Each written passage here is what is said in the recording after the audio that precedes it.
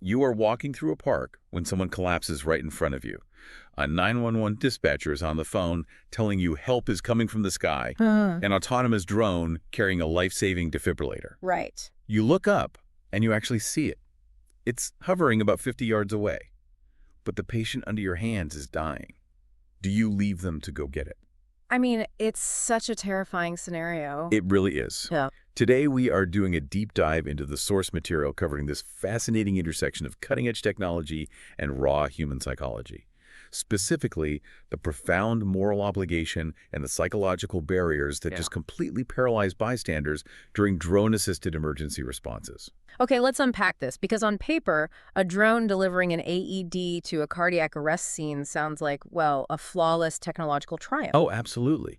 But you are injecting this highly advanced, totally unfamiliar piece of aviation technology into one of the most primal, terrifying moments a human being can experience. The technology itself is highly reliable. We have the data proving the flight mechanics work perfectly. But the moment that drone arrives on the scene, this entire multi-million-dollar aviation network suddenly hinges on the psychological state of a completely untrained, terrified civilian. If they freeze, the whole system fails. And that brings up a massive hurdle that researchers in this space are calling the bystander's dilemma. Yes. There is this incredible qualitative interview study published in PLOS1 by Bernstein and colleagues, and they talk directly to real-life bystanders of out-of-hospital cardiac arrests. And they found that lone bystanders feel this overwhelming, almost gravitational moral obligation to stay right at the patient's side. Yeah, they cannot leave. Exactly. Even when they visually confirm a drone has dropped a defibrillator nearby, they are paralyzed by the fear that if they stop chest compressions, even for just the 15 seconds it takes to run and grab that payload, the patient will die under their watch. Put yourself in the mind of someone who has zero medical training, who is suddenly holding another person's life in their hands. It's unthinkable. In that PLOS1 study, one bystander articulated this perfectly. They asked the interviewer, what if the moment I leave, this person dies? Wow. There is this profound fear of causing harm, which is compounded by a fear of feeling legally and morally responsible for the outcome. They are operating purely on instinct and, the voice coming through their phone.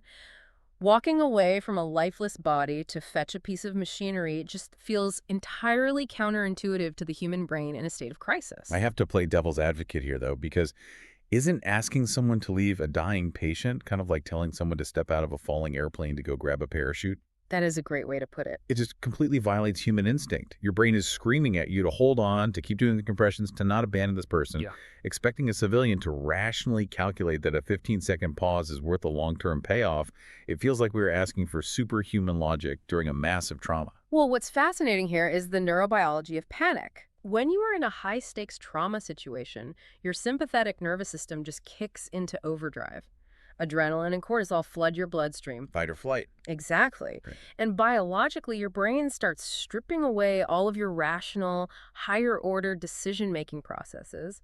You literally lose the cognitive ability to calculate long-term odds or balance time against risk. You just can't do the math. Right. The prefrontal cortex, the logical part of your brain that would normally process the math and say a brief pause in CPR to attach a defibrillator increases survival odds by 70%, that region essentially goes offline. Wow. You are reduced to a single base instinct, which is do not abandon the victim. Keeping your hands on their chest feels like the only tangible thing tethering them to life. And the interviews and the research back that up completely. Bystanders admitted they would honestly rather just wait 10 or 15 minutes for an ambulance to arrive than leave the patient to get the drone's AED, even if it's sitting right there in the garden. Yeah, they doubt their own capability. They assume they won't know how to operate the machine, or that they might accidentally hurt the patient, and that they should just wait for the professionals. Which is tragic because every minute that passes without defibrillation decreases the chance of survival by about 10%. God, 10% a minute. Yeah. We have extensive data from drone trials in Sweden, Denmark, rural Canada, North Carolina. The drones are successfully shaving critical minutes off response times. In a Swedish study, drones arrived before the ambulance in over half the cases. That's incredible. But the aviation triumph is completely useless if the bystander refuses to walk the 50 yards to retrieve the device. Right, so if the human brain shuts down its logical processing under stress, just flying a drone overhead doesn't actually solve the problem. We have to figure out a way to break that paralysis. And I guess that shifts the burden from the bystander in the park to the person in the call center, right? The emergency dispatcher. Absolutely. The dispatcher becomes the absolute linchpin of the entire system. The qualitative studies reveal that callers do not just need step-by-step instructions. They need explicit, authoritative permission to leave the patient. Like moral permission. Yes. They require the dispatcher to assume the moral weight of the decision. The caller needs to hear, "I need you to stop compressions, get up, and go get the machine. It's the right thing to do, and you have my permission to do it." I am stuck on the logistics of this, though. Are the dispatchers actually prepared to do that? Because in the operational system in Sweden, call handlers reported feeling incredibly uncertain themselves about when exactly to tell the bystander to leave, Right. and how long they were legally or medically allowed to instruct a pause in CPR. If the person giving the instructions is hesitant, the panicked bystander is going to pick up on that immediately. Oh, for sure. The hesitation is a symptom of a larger infrastructural gap. We saw this clearly in the field tests run in the mountainous Bodental region of Austria. Oh, right, the Austrian study. Yeah, they ran 29 simulated cardiac arrest scenarios using drones. And when call takers gave confused, hesitant, or out-of-order instructions, the quality of the bystander CPR just plummeted. Naturally. It resulted in massive hands-off times where the patient received no care at all. The Austrian study is fascinating to me because it exposes just how much friction exists behind the scenes.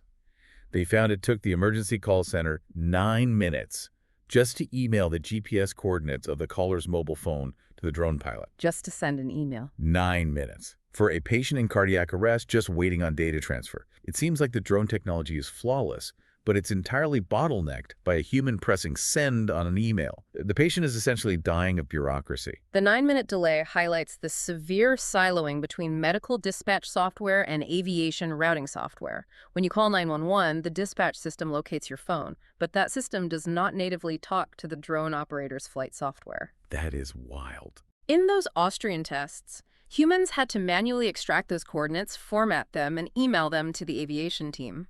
That ate up 50% of the entire scenario time before the drone even spun up its rotors. Unbelievable. By the time it launched, the critical window for defibrillation was mostly closed.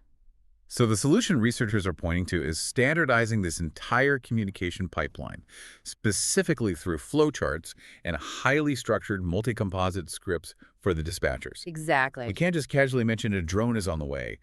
The script has to hijack the caller's bypassed executive function. It has to explicitly prepare them, describe what the drone looks like, and crucially, justify exactly why they must step away from the patient. The dispatcher is essentially acting as an external prefrontal cortex for the panicked bystander. I love that phrase, external prefrontal cortex. It's true. By using a highly structured script, the dispatcher provides the logical sequencing and the emotional reassurance that the bystander literally cannot generate on their own. They take over the cognitive heavy lifting. Instead of asking the bystander to make a choice, the dispatcher issues a sequence of micro-commands like, "The drone is here, it is safe, go get the orange box, bring it back." But even with the perfect script, what happens when the bystander simply rejects the command? Well, that happened. Like in the PLOS-1 study, a researcher asked a woman what she would do if a dispatcher told her to go outside to get a drone-delivered AED. She flat out said she would refuse. Right. She pointed out that if she is alone in the middle of the night wearing a nightdress in a neighborhood she considers dangerous, stepping outside could mean her front door locks behind her. Exactly. She would be locked out, the patient would be inside dying alone, and the situation would be catastrophic. And her logic is entirely sound. We cannot assume a one-size-fits-all technological solution here. The physical environment, the social context, the time of day, the weather, these are massive, unpredictable variables. Huge variables. A drone dropping a package in an empty suburban driveway at noon is vastly different from a drop outside a dense apartment complex at 3 in the morning. Dispatchers are tasked with evaluating the safety and physical capability of the bystander in real time. That's a lot of pressure on the dispatcher. It is. If a bystander assesses their environment and says, I cannot go out there, the dispatcher must be trained to seamlessly pivot away from the drone protocol and just coach the caller through continuous CPR until the ground ambulance arrives. Okay, let's look at the scenario where the dispatcher does successfully convince you. You accept the permission, you step away from the patient, and you head toward the drop zone. I'm struggling with the physical reality of this interaction. Okay. You are telling me a panicked civilian is supposed to walk up to an autonomous helicopter with spinning carbon fiber blades. That sounds like a massive liability. How is this actually executed in the field? Yeah, well, the drop zone is the most delicate phase of the operation, which is why aviation engineers explicitly avoid landing the drone on the ground. Oh, they don't land. No, different pilot programs are testing different payload delivery mechanisms to keep bystanders far away from the rotors. In Forsyth County, North Carolina, and James City County, Virginia, they utilize a winch system. Okay. The drone flies autonomously at an altitude of about 200 feet, descends to 100 feet above the scene, and uses a motorized tether to winch the AED down to the ground. Ah, got it. But in the European tests, like in Sweden and the Bodental Mountains in Austria, they hover much lower, right, like at about 30 meters, and use a 5-meter rope to release the payload. Yes. The drone stays elevated to prevent anyone from running headfirst into the blades, but dropping a package on a rope from a hovering drone introduces its own chaos. You have the pendulum effect of the payload swinging in the wind, the intense downwash from the rotors kicking up dirt and debris, and just the sheer noise of the aircraft. Which leads to another massive psychological barrier once the package actually hits the dirt. The engineering focus has heavily prioritized the safety and survival of the machine and its payload, often at the expense of human usability. Oh, here's where it gets really interesting. The cozy box problem. Yes, exactly. A medical professional in the PLOS once study pointed this out, and it is a perfect example of a human factors engineering failure. The drone drops a bright orange flashing box in the middle of a field. Right. The bystander runs through the rotor wash, grabs this high-tech payload, sprints back to the patient, and then just stares at it. They freeze. Because they are so cognitively exhausted, they do not realize they have to unlatch and physically open the box to retrieve the defibrillator inside. They assume the protective casing itself is the medical device. Engineers designed the cozy box to protect a fragile, expensive piece of medical equipment from a 30-meter drop. Yeah. They built robust latches and thick casing to absorb impact, but they completely failed to account for the degradation of fine motor skills in humans under extreme stress. Yeah, the adrenaline again. Exactly. When your sympathetic nervous system is flooded with adrenaline, your body prioritizes gross motor skills, running, lifting, fighting. Fine motor tasks, like figuring out how to unclip a complex, unfamiliar plastic latch, become insurmountable puzzles. Just impossible. You are holding an alien object that just fell from the sky, terrified of breaking it, and your hands are shaking too much to open it. This circles right back to why the dispatcher's script has to be so granular. Yeah. They literally have to coach the caller through basic physical action, saying, you have the box, now unlatch the lid, take the machine out. Step by step. But even getting to the box is a guessing game. The Austrian study noted that a lone bystander has no way of knowing if the drone is finished lowering the tether, or if it might suddenly drop lower. They are trying to read the body language of a hovering robot, which is impossible. Right. So researchers are now pushing to equip these drones with acoustic signals, like putting megaphones on them to announce, payload delivered, it is safe to approach. The sensory overload at the drop zone is immense. Imagine standing in that park. You have the roaring decibels of the drone rotors above you, the dispatcher's voice in your ear, the voice of the AED device itself once activated shouting instructions like, stand clear, and you are trying to physically pump the chest of a dying person. It sounds like a nightmare. In simulation studies, bystanders explicitly described feeling stretched completely thin. They felt clumsy, trying to be in two places at once, processing conflicting auditory instructions while performing grueling physical labor. Even with perfect dispatcher flowcharts and acoustic megaphones on the drones, processing all of that sounds physically and mentally impossible for one person. Are we essentially expecting average bystanders to become superhumans in the span of 3 minutes? If we connect this to the bigger picture, a drone delivery network can only ever be as effective as the community network on the ground. The research clearly indicates that the entire dynamic shifts when you introduce social support. The ultimate solution to the bystander's dilemma isn't just better technology, it is the co-responder model. Having a second bystander completely transforms the survival outcomes and the psychological experience. When there are two people, one person can maintain uninterrupted chest compressions, while the other person runs to the drop zone to retrieve the AED. Exactly. The moral dilemma evaporates because the patient is never abandoned. The cognitive and physical loads are immediately halved. One person focuses entirely on the mechanics of the heart, the gross motor skill of compressions. Right. The other person takes on the logistics, communicating with the dispatcher, navigating the rotor wash, unlatching the cozy box, and placing the pads. And they provide emotional grounding to each other, which helps regulate that sympathetic nervous system response we talked about earlier. They also manage the physical environment. There's an anecdote in the PLOS-1 study about the chaos of real-world emergencies that really illustrates this. A bystander, who actually happened to be a qualified nurse, was performing CPR and asked a passerby to go grab the nearby defibrillator. Suddenly, security guards arrive on the scene. But instead of helping, the guards demand to see the nurse's identification, and they actively dispute whether the patient is even in cardiac arrest. They literally try to block access to the AED. See, you are never operating in a sterile laboratory. Real-world emergencies involve crowded public spaces, defensive individuals, locked gates, bad weather, and wildly unpredictable human behavior. Yeah.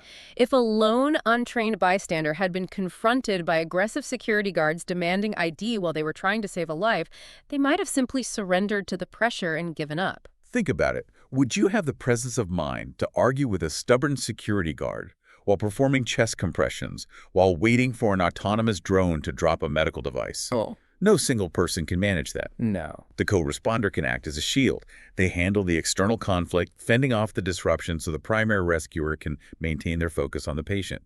Social support isn't just a nice bonus for these drone programs. It is a structural requirement for the technology to actually function in the wild. The aviation machinery delivers the tool, but the human community delivers the care.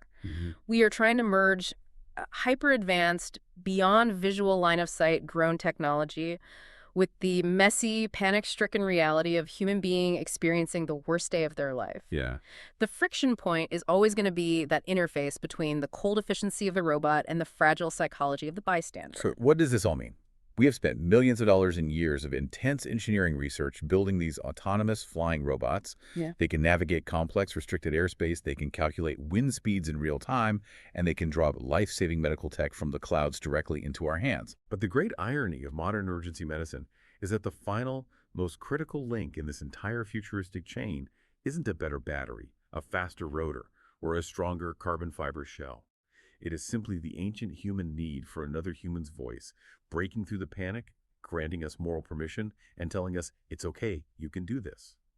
Which leaves you wondering, as emergency call centers continue to modernize and 911 dispatchers are inevitably replaced by AI routing systems and algorithmic voices, will a synthetic voice be able to grant that same profound moral permission?